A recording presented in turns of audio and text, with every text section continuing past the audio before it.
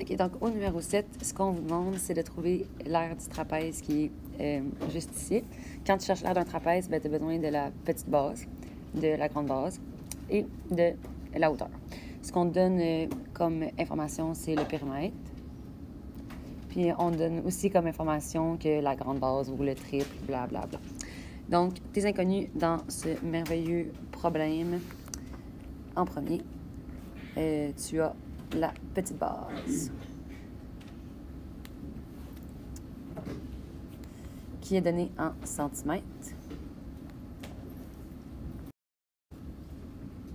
Donc là, vous avez vu apparaître les trois inconnus. Donc ici, on dit que la grande base du trapèze vaut le triple de la petite base. Fait que ça veut dire que la grande base se fie sur la petite base. Après ça, quand tu continues, la hauteur vaut 10 cm de plus que le double de la grande base. Donc, la hauteur se fie sur la grande base. Ça veut dire qu'on va mettre le X à la petite base. Après ça, tu remplis ici. La grande base vaut le triple de la petite base. Donc, la grande base, ça va être 3X, qui est le triple. Après ça, on dit que la hauteur vaut 10 cm de plus que le double de la grande base. Donc, la hauteur, c'est 10 cm de plus que le double. Donc, le double, ça va être 2 fois 3x.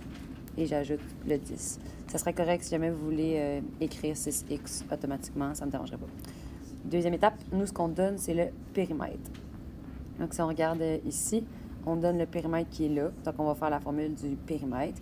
Le périmètre, dans le fond, ça comprend les 4 côtés du trapèze, le 89,6 et les 3 autres qu'on a trouvés ici. Donc, je vais aller écrire mon équation. Maintenant que mon équation est écrite juste ici, je vais aller faire ma troisième étape. Ma troisième étape, ça va être d'aller trouver la petite base. À partir de là, vous devrez être capable de le faire tout seul. Donc, vous pouvez fermer la vidéo. Mais sinon, je vais continuer. Ce que je vais faire, dans le fond, troisième étape, trouver la petite base en trouvant X. Après ça, je vais trouver les vraies mesures de la petite, de la grande et de la hauteur. Puis après ça, je vais trouver l'aire avec les vraies mesures que je vais avoir trouvées. Mais je vais continuer pour votre plaisir personnel. Troisième étape. Je vais trouver la petite base. Donc, je vais aller résoudre mon équation et je reviens quand elle est terminée.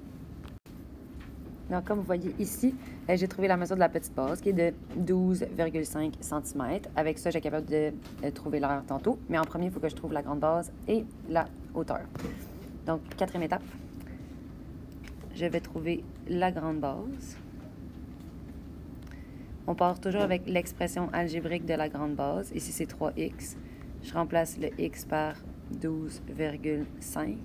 Et ensuite de ça, je trouve la mesure de la grande base. 3 fois 12,5. Ça me donne 37,5 cm. Cinquième étape, je vais faire la même chose, mais avec la hauteur. Une fois que ça c'est fait, j'ai ma mesure de ma petite base, grande base, hauteur. Je trouve l'aire. Donc, sixième étape, je trouve l'aire. Tu pars avec la formule de l'aire. Donc, hauteur fois grande base plus petite base divisé par 2. Maintenant, il me reste juste à substituer les valeurs que je connais et à trouver l'aire. Donc, je vais le faire. Je vais stopper la vidéo. Vous allez voir le résultat final après. Donc, voilà. J'arrive à une aire de 2125 cm².